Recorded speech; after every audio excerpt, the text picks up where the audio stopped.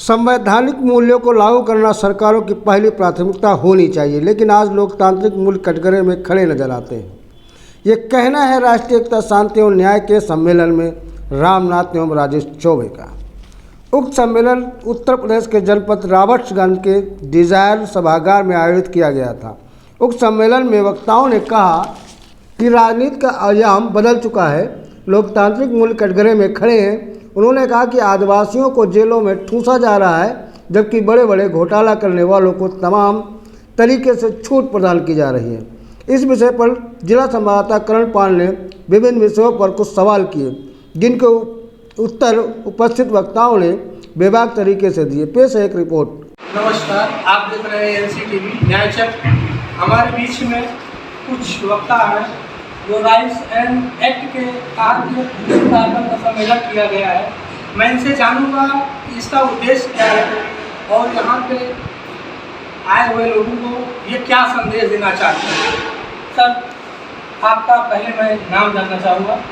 मोहम्मद आरिफ, और इस कार्यक्रम का स्थानीय अपने मित्र रामजनाम, कमलेश, कृष्णभूषण, राजेश्वर, रामकृष्ण, ये पूरा एक ग्रुप हम लोगों का, साथियों का, अनंत कुमार, तो इन सब के साथ मिलकर हम जगह जगह पर जो है देश में समतामूलक समाज कैसे बने, कैसे लोग आपस में भाईचारा कायम रखें, कैसे प्रेम मोहब्बत के साथ रहें, और जो संविधान के मूल्य हैं, जो प्रजातंत्र के मूल्य हैं, वो कैसे लागू किया जाए, और गरीब आदमी किस तरह से अपनी रोजी रोटी कमाए, किस तरह से वो उसको जो संवैधानिक अधिकार मिले हुए हैं उसको पाए तथा एक बेहतर जीवन जी सके। इसके लिए जगह जगह इस तरह के आयोजन हम करते रहते हैं।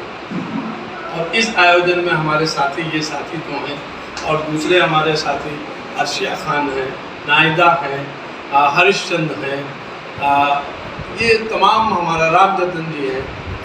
ये पूरा एक बड़ा ग्रुप है। ये अलग अलग जगह जाता है, अलग अलग जगह ये काम करता है। तो सुग्रीव भी है हमारे साथ। तो ये बड़ा एक हमारा ग्रुप है। आपका ये संगठन पूरे उत्तर प्रदेश में काम कर रहा है? ये संगठन नहीं है, जैसे कोई, ये जन आंदोलन है। ये दबे कुचले लोगों का एक प्लेटफॉर्म है।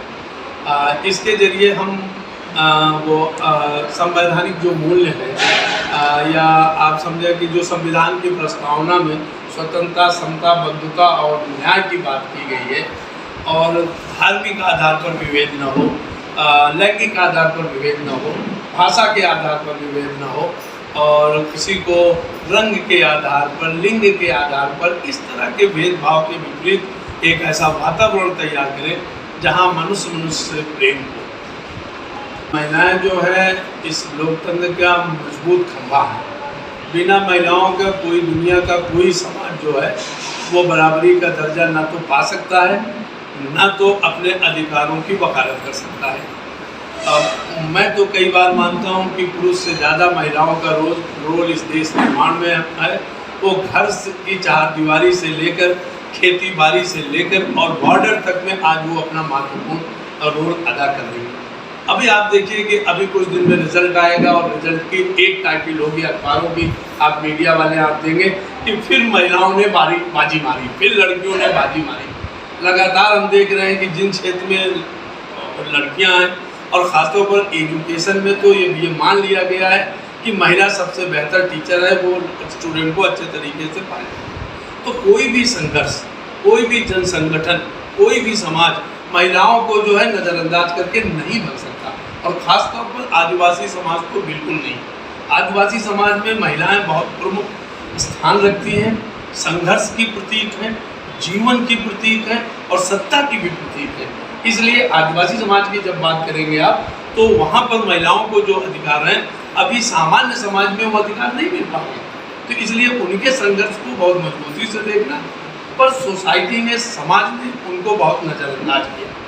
मैं बार बार इस बात को कहता हूँ कि पहले आदिवासी समाज आया कि पहले सरकार के कानून आए। हमारे साथ और भी वक्ता हैं जो महिला हैं, तो मैं इनसे जानूंगा कि आप इस कार्यक्रम में उपस्थित हैं और यहाँ पे तमाम महिलाएं हैं।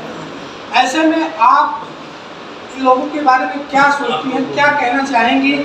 सुदूर अंचल से आदिवासी क्षेत्रों में लोगों को काफ़ी तकलीफें होती हैं, जैसा कि आपका जो ये संघर्ष चल रहा है, इस संघर्ष में आदिवासियों को जल, जंगल और ज़मीन बचाने की बात हो रही है, तो आप क्या कहना चाहेंगे इस विषय पर?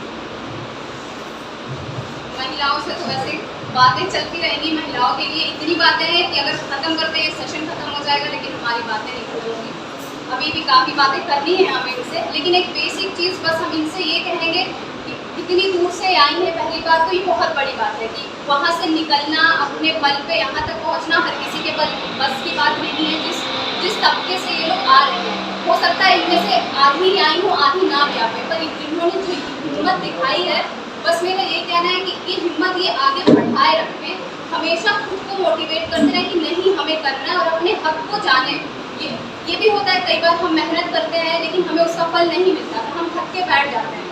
तो मेरी इनसे स्पेशल ये विनती रहेगी कि आप थकिए मत। एक बार गिरेंगे, 2 बार गिरेंगे, 3 बार गिरेंगे, लेकिन आखिर में आप जो चाहेंगे आपको अपनी मंजिल मिलेगी, आपको अपना हक मिलेगा, आपको आपके जंगल मिलेंगे, आपकी ज़मीन मिलेगी, आप जो चाहते हैं वो मिलेगा।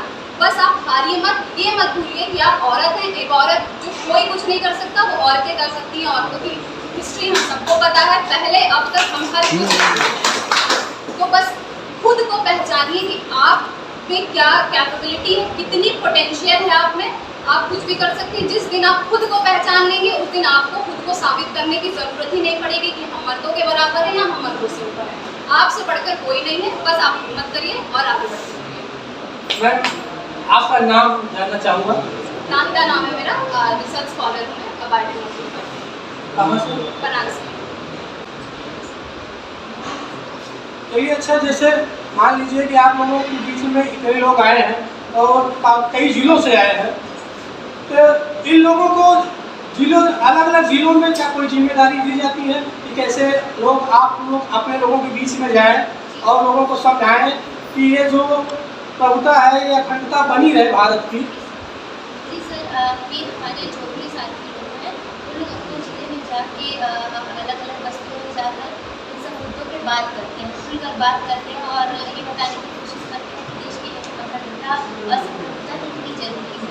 इसके साथ साथ ये समाज को जोड़ने की कोशिश की जा रही है, उसको कैसे नाकाम किया जाए और साथ में रहने का क्या अच्छा नतीजा हमें मिल सकता है, साथ में रहकर हम क्या प्राप्त कर सकते हैं, तो हम खुदों में ही प्राप्त कर सकते हैं। इन सब मुद्दों पर हम लोगों के साथ ही काम करते हैं।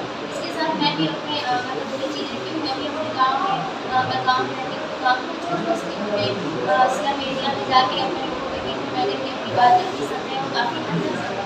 हमारे कई साथी जो रील्स के प्रोग्राम होता है उनके सिलसिले में मैंने पहले में जो देखी थी एक्टिविटी या जो सोच थी, मैंने जब दूसरा प्रोग्राम किया तो काफ़ी मुझे अंदर समझ में अपने साथियों में अंदर समझ में आया।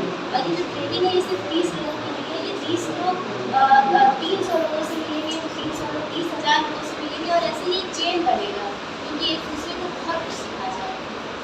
मतलब ये कारवा धीरे धीरे बढ़ता रहेगा। और मैं चाहूँगा अपने कैमरामैन को थोड़ा इस भीड़ को भी दिखा दें। यहाँ पे काफ़ी लोग उपस्थित हैं, महिलाएं भी हैं, पुरुष भी हैं, और ऐसे में मैं यहाँ पे आए हुए कुछ लोगों से भी उनके विचार जानूँगा। तो आइए जानते हैं, हमारे बीच में भाई साहब बैठे हैं। आपका नाम तो?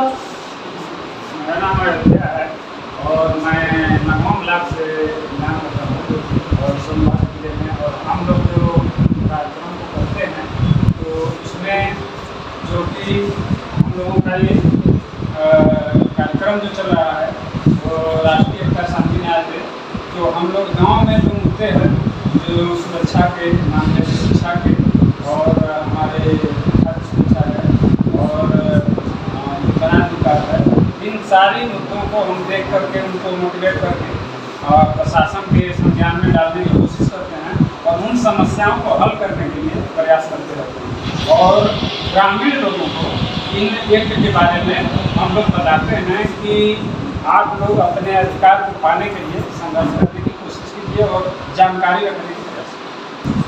कुछ हमारे पास ग्रामीण अंचल से महिलाएं भी आई हैं। अच्छा, तो आप गृहिणी हैं, पंचायत सदस्य। स्टेट पंचायत सदस्य हैं, यानी आप एक तरीके से लीडर भी हैं। तो यहाँ पर आप आई हैं, तो कैसा अनुभव कर रही हैं आप? यहाँ आकर आपको क्या महसूस हो रहा है? यहाँ पर अभी पहले बार आए हैं, पहले बार आई हूँ। नहीं, जो आपने सुना अभी यहाँ पे काफी वक्ताओं ने बताया भी, तो आपने जो सुना उसे सुनकर आपको क्या फील हो रहा है, क्या महसूस कर पा रही हैं आप? जंगल जैसे उनके पास जंगल कवर सरकार कर, तो जंगल के हमरे के कवर करे, गरीब भी बानी तो जंगल हमरे के अधिकार करे। यानी आपका कहना है कि जल, जंगल और जमीन हमारा अधिकार है और हम उसको नहीं छोड़ेंगे। हाँ। बहुत बहुत धन्यवाद।